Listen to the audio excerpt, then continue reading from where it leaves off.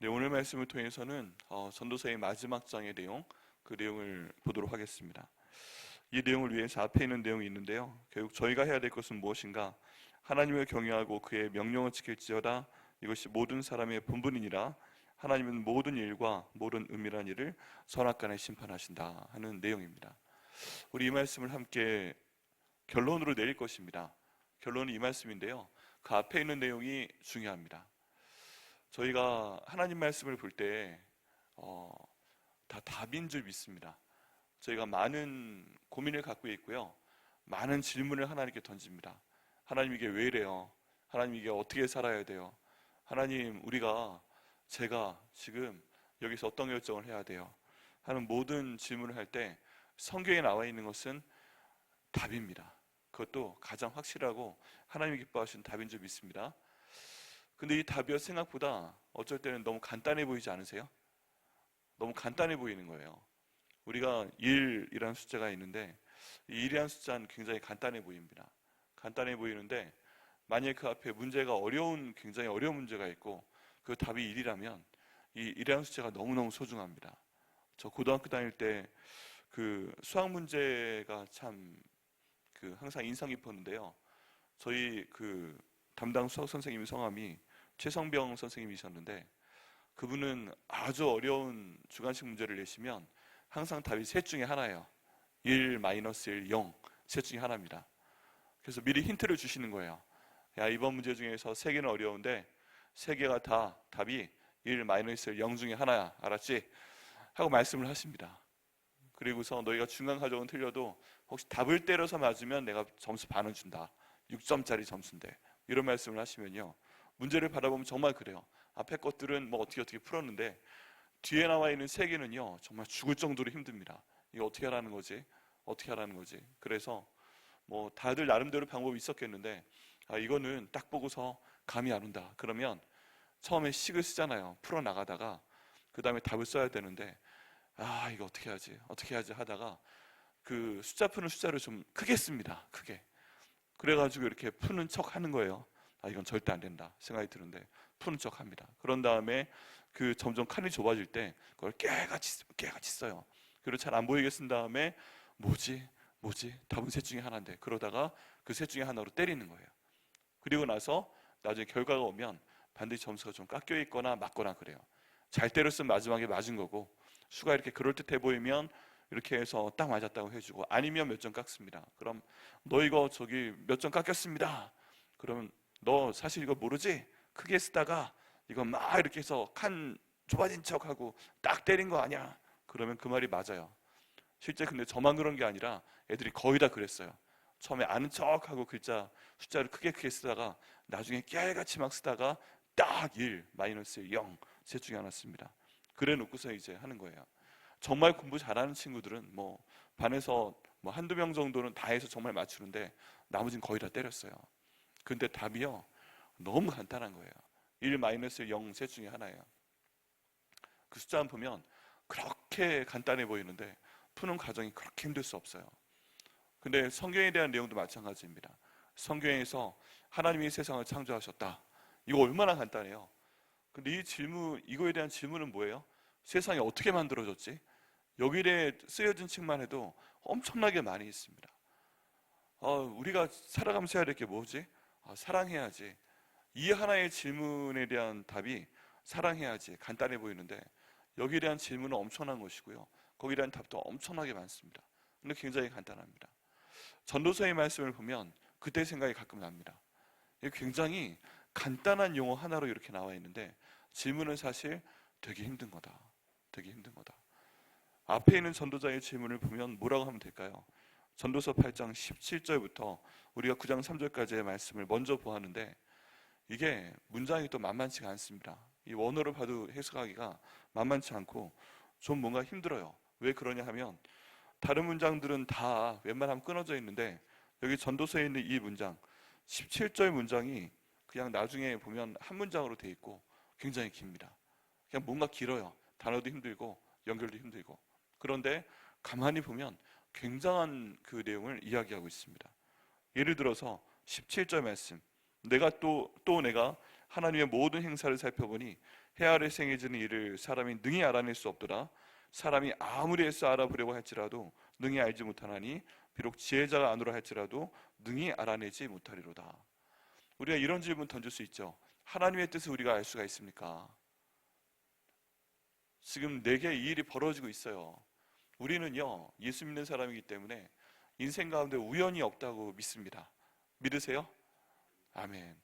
내가 지금까지 걸어온 길인데 우리가 오늘 찬양한 것처럼 하나님께서 내가 예수 믿고 사는 동안에 또 내가 예수 믿지 않고 살아왔다 할지라도 내 한 걸음 한 걸음 하나님이 인도하신 것을 믿으십니까?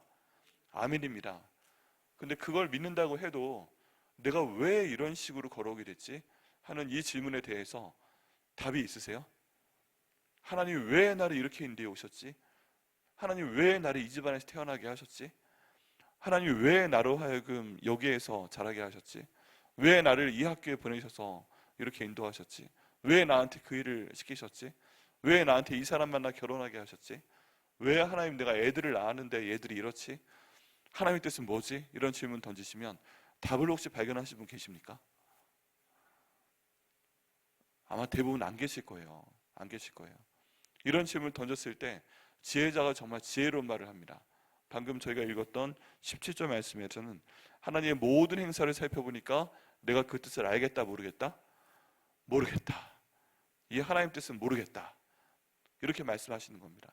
그러고 보면요, 성경에 나와 있는 우리가 아는 모든 유명한 사람들을 하나님이 왜 그렇게 인도하셨는지, 내가 그 사람이 돼서 딱 서보면 이게 왜 하나님이 이러시는지 이해가 안 돼요.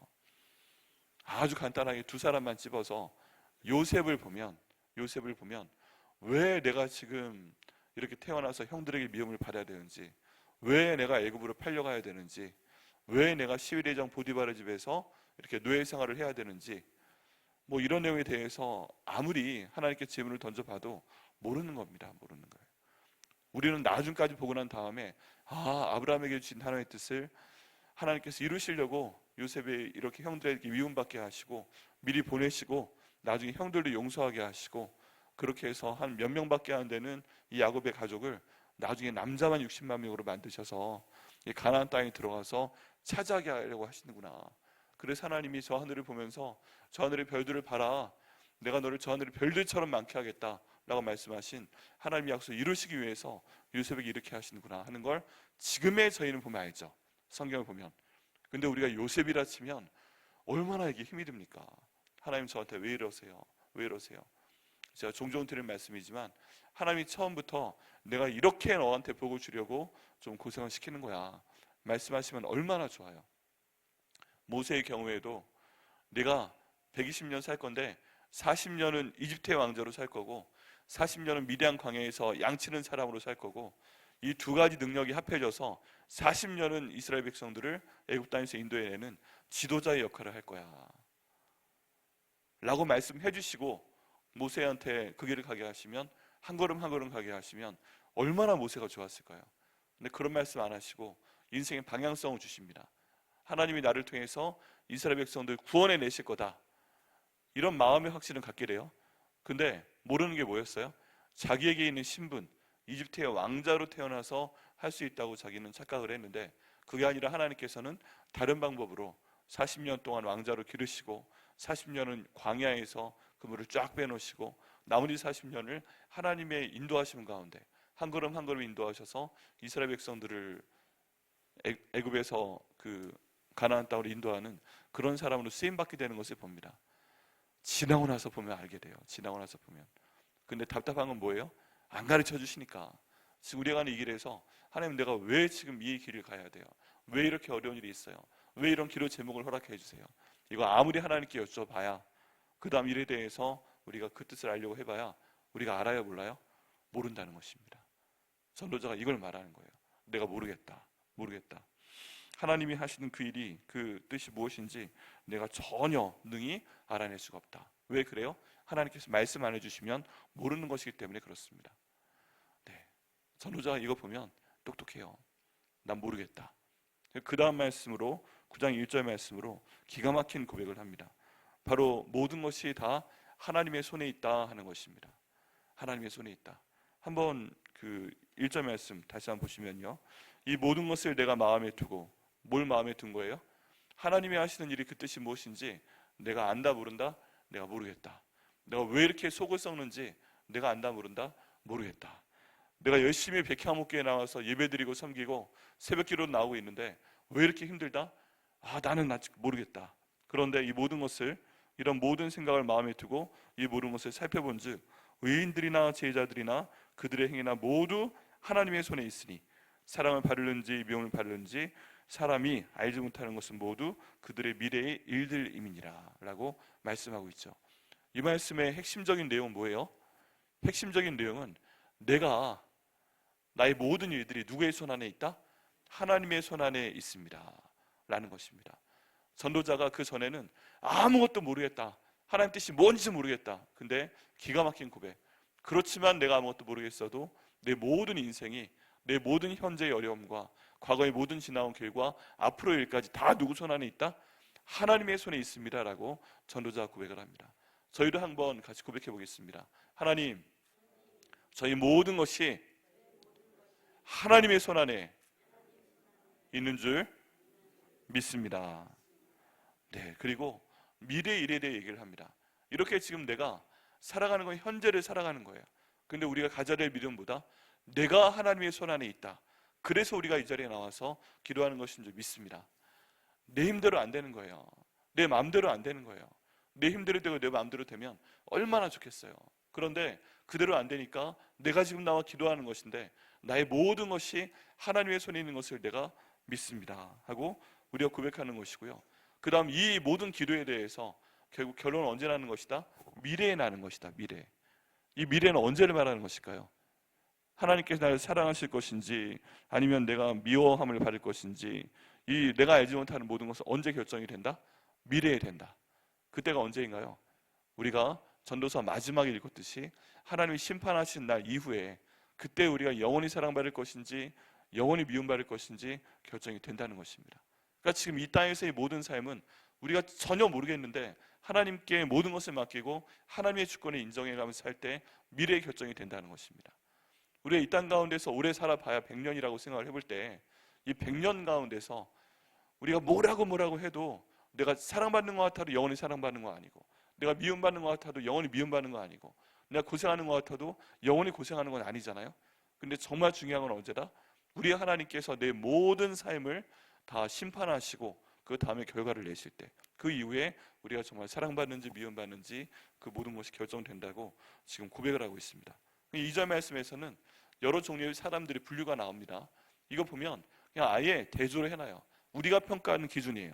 우리가 평가하는 기준이 뭐예요? 의인이 있고 악인이 있다. 선한 자와 깨끗한 자와 깨끗하지 않은 자가 있다. 예배를 드리는 자가 있고 예배를 드리지 않는 자가 있다. 뭐 이런 모든 얘기들, 누구는 선한 사람이고 누구는 악한 사람이다, 누구는 의인이고 누구는 죄인이다, 이런 사람의 분류를 우리가 하지만 이 모든 것도 소용이 있다 없다? 없다고 말씀하십니다. 이게 우리가 보는 기준이지 하나님이 보실 때는 모르겠다는 것이에요. 이것도 우리가 모르는 것이다. 그런데 기가 막힌 얘기를 합니다. 또 3절 말씀에 여기 보면은 미친 생각에 대한 얘기를 해요. 성경 가운데 이 표현이 쓴 데가 별로 없습니다. 자, 근데 3절 말씀 보니까 모든 사람의 결국은 일반이다. 심판 때를 말하는 것입니다. 이것은 해 아래에서 행해지는 모든 일 중에 악한 것이니 곧 인생의 마음에는 악이 가득하여 그들의 평생에 미친 마음을 품고 있다가 후에는 죽은 자들에게로 돌아가는 것이라 라고 되어 있습니다. 자, 위에 모든 사람들이, 우리가 분류하는 사람들이 있지만 다 똑같다 결국에는. 그리고 3절 말씀에 보니까 결국 사람들은 다 똑같다. 근데 뭐가 똑같다는 거예요? 해 아래에서 행해지는 모든 일들 중에 악한 것이요, 왜 생기는가?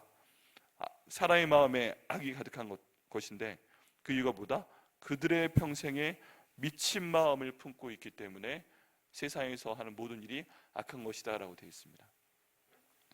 여러분, 이렇게 이 성경에서 직접적으로 미쳤다, 미친이라는 표현을 쓴 것이요, 잠언에만 4군데가 나오고요, 이 단어가 성경의 다른 데는 안 나와요, 이 미쳤다라는 표현이. 근데 정말 이 단어가 신기한 건 뭐냐 하면 하나님을 찬양하다라는 히브리어 단어가 있습니다. 그 할랄이라는 단어인데 이 하나님을 찬양함이라는 단어하고 이 미친이라는 단어하고 그 글자의 근원이 똑같아요. 같은 단어에서 나온 거예요. 같은 단어에서 나온 거예요. 어떤 문법적인 표현으로 형태를 만들었으면 하나님을 내가 찬양합니다. 이 할랄이라는 동사에서 할렐루야 이게 나온 겁니다. 하나님을 찬양합니다. 그런데 여기는 미친이라는 히브리어 이 표현이 그 똑같은 어원에서 나오게 됩니다. 그런데 왜 미쳤다고 하는가? 자, 가만히 어제 이 말씀 준비하면서 한번 뜯어보니까, 연구하고 찾아보고 하니까 생각보다 이유가 간단했어요. 이 동사를 가지고, 이 할렐루야라는 동사를 가지고 하나님이 그 목적어가 되면, 하나님을 찬양하는 게 되면, 그건 하나님을 찬양하는 게 됩니다. 아멘이십니까? 내가 살아가면서 하나님을 찬양할 때 이 단어를 쓰면 그거는 할렐루야예요. 하나님을 찬양하는 거예요. 근데 할랄이라는 단어를 가지고 내가 목적어가 되면, 나를 찬양합니다가 되면 그건 미친 게 되는 거예요. 다른 말로 하면 무엇이냐? 하나님을 찬양하면서 하나님의 뜻을 따라가면서 그분의 인도하심은 가운데 살게 되면 그건 정말 하나님을 찬양하는 아름다운 단어가 되는데, 그 찬양하는 목적어가 나예요. 나를 찬양하고 하나님이 내 인생의 주인이 아니고 내가 내 인생의 주인이고, 모든 것을 내 마음대로 해야 되고 내 마음대로 생각해야 되고, 내가 원하는 대로 악한 말을 하고 내가 원하는 대로 악한 행동을 하고, 내가 하나님 없이 나를 찬양하며 사는 그런 삶을 살게 될 때 이 단어는 미친이라는 뜻을 품게 된다는 것입니다. 가만히 보게 되면요, 우리가 그런 사람들 있잖아요. 참 저 사람이 미쳤구나 싶을 때 왜 그 사람이, 어떤 경우에 그 사람한테 미쳤다고 하나요? 그 사람이 자기 마음대로 할 때, 자기 마음대로 말하고 자기 마음대로 행동하고 자기 마음대로 표현하고 자기 마음대로 다 자기 걸로 만들려고 할 때, 다른 사람이 뭐라고 해도 그런 사람들은 다 자기 밑에 두고 무시할 때, 우리 하나님의 왕이신 게 아니라 자기가 왕이고, 우리 하나님의 뜻을 알고 순종하려는 것이 아니라 내가 원하는 거 다 해대고, 그리고 하나님을 위해서 사는 것이 아니라, 하나님의 영광을 위해서 사는 것이 아니라 나의 영광을 위해서 살고, 내가 갖고 싶은 모든 것이 다 하나님께서 주신 것이기 때문에 감사하며 사는 것이 아니라, 하나님 제가 모르겠습니다, 그렇지만 주님의 뜻을 이루기 위해서 하겠습니다, 이런 게 아니라 다 내가 원하는 대로 살고 결국에 내 눈에 가장 좋은 것으로 만들려고 할 때, 결국 사람은 악한 행동을 하게 되고, 그 이유는 그 사람이 미친 생각을 하기 때문에 그렇다라고 전도자가 딱 꼬집고 있는 것입니다.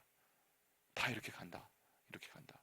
그 이유는 바로 하나님의 인생의 주어이자 목적어가 아니라 내가 인생의 주어이자 목적어가 되기 때문에 결국 사람이 미치는 것이다 라고 지금 설명하고 있습니다. 여러분, 그러면 저희가 한번 돌아봐야 됩니다. 내가 나를 어떤 목적으로 두고 내가 살아가는 것일 수도 있다. 내가 결국 내 인생의 주어가 되기 위해서 내가 살아가는 것일 수도 있다. 우리의 장래 희망은 결국 하나님께 영광을 돌리는 사람이 되는 것이 아니라 내가 모든 사람들 위에 서는 사람이 되기 위해서 이러는 것일 수 있다.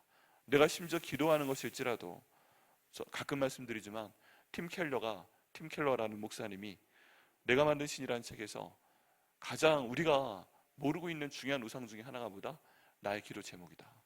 내 기도 제목은 결국 내가 하나님께 기도응답 받아서 이렇게 되게 하여 주옵소서 하는 기도의 응답이고 내 인생의 목표인데, 그렇게 되는 것은 내가 높아지기 위해서 그렇다라는 것이죠. 하나님이 그 기도 제목을 통해서 영광 받아 주옵소서 하는 것 같지만 결국 내가 높아지기 위해서 내 마음대로 되라고 그 기도하는 것이다 라고 아주 통찰력 있는 표현을 한 적이 있습니다. 근데 그 내용도 결국 우리의 마음을 주관하시는 하나님께서, 지금 내 안에 계신 성령님께서 가만히 들어가 보고 양파 껍질처럼 내가 뭔가 포장하고 있지만 한꺼풀 벗겨보고 들어가면 그 근원엔 뭐가 있다? 결국 내가 나를 내 인생의 주어로 삼고 나를 내 인생의 목적으로 삼고 그렇게 살기 위해서 내가 이렇게 하는 것이다 하는 게 드러난다는 것입니다. 그걸 보고 오늘 여기 전도자는 미친 것이다 라는 놀라운 표현을 사용하고 있습니다. 다른 데는 없어요. 근데 전도서에만 이 표현이, 딱 이 단어가 정확히 미쳤다는 표현이, 다른 데는 광기라는 표현으로 그 해석이 좀 다르게 되어 있습니다. 미친 거, 광기 뭐 이런 단어로 전도서에만 4번이 나옵니다. 근데 다 거기에 관련된 건 내 마음대로 사는 거에 대해서 나오게 됩니다. 그럼 이런 상황을 이 전도자가 지적을 하고요. 마지막 결론은 무엇인가? 전도서의 결론은 이렇습니다. 한번 12장 13절과 14절 다 같이 읽어보시겠는데요. 같이 읽어보시겠습니다. 다시 한번 시작. 일의 결국을 다 들었으니 하나님을 경외하고 그의 명령들을 지킬지어다. 이것이 모든 사람의 본분이니라. 하나님은 모든 행위와 모든 은밀한 일을 선악간에 심판하시리라 라고 전도자는 마무리를 짓고 있습니다. 자, 그러면요, 앞에 거부터 보면 내가 하나님의 뜻을 모르겠습니다. 모르겠는데 내가 하나님의 손 안에 있습니다. 모든 사람들이 다 똑같은 대로 갑니다. 만에 약한 일을 하는 사람들은 그 원인이 뭐다? 나를 주어로 삼고 나를 목적으로 삼으니까 다 미쳐가는 것입니다. 그래서 나의 삶이 약해지고 세상이 다 악해져 가는 것입니다. 결국 세상에는 자기가 주인 되려는 사람으로 가득 차 있기 때문에 세상이 악에 가득 차 있는 것입니다. 그런데 이걸 보니까 인생이 참 헛됩니다. 그래서 전도자가 내린 결론은 무엇입니까? 하나님을 경외하고 그의 명령을 지킬지어다. 모든 것이 헛된 가운데 있고 모든 것이 미쳐 돌아가고 모든 것이 헛된 이 상황 가운데서 갈 길을 알지 못하는 가운데 있다면 사람의 본분은 이것이니 하나님을 경외하고 그의 명령을 지킬지어다. 이것이 모든 사람의 본분이니라 라고 마무리 짓고 있습니다. 굉장히 간단한 것 같지만요, 앞에 제가 잠깐 설명드린 앞에 있는 내용만 봐도 이거는 굉장히 복잡한 상황에 대한 해답입니다.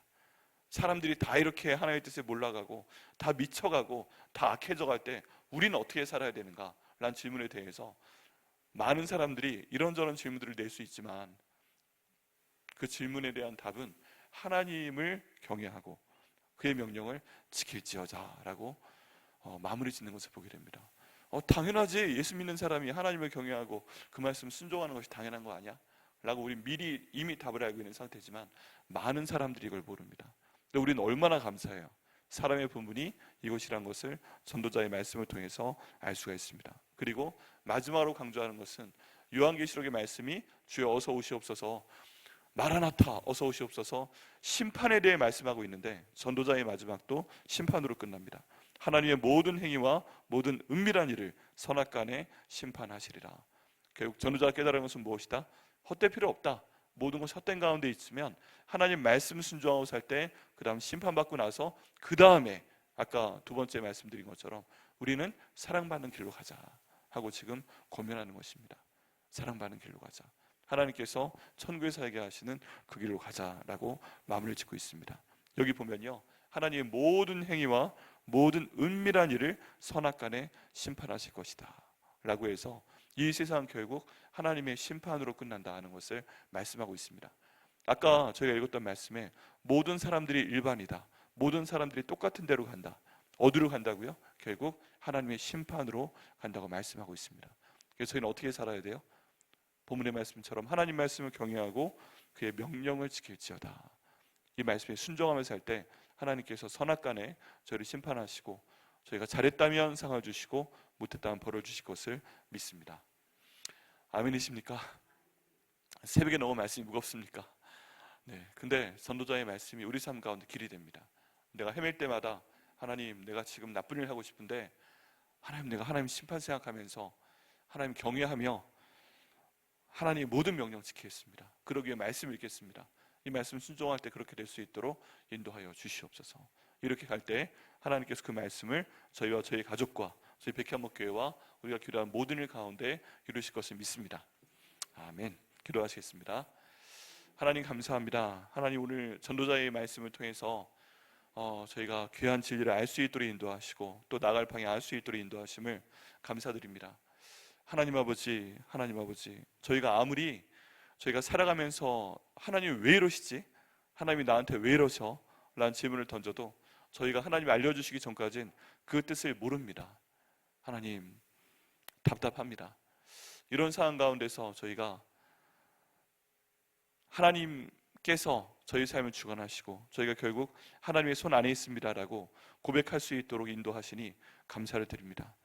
주님, 하나님의 손 안에서 저희가 어디로 가는지 모르면서 살 때라도 저희가 오늘 찬양의 가사로 하나님께 올려드렸던 것처럼 한 걸음 한 걸음 주 예수와 함께 걸어갈 수 있도록 인도하여 주옵소서.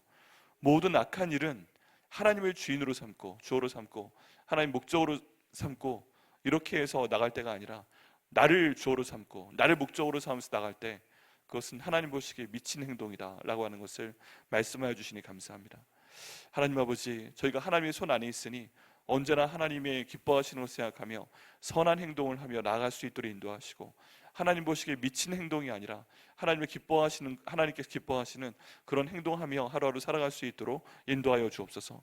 저희가 새벽에 기도하는 모든 기도 제목이 저희를 주어로 만들어서 저희를 목적으로 만들어서 계속 하나님께 달라고 기도하는 그런 또 하나의 우상 숭배가 아니라 하나님 능력 가운데 주님의 뜻을 이루시옵소서 기도하는 그런 온전한 기도가 될 수 있도록 인도하여 주옵소서.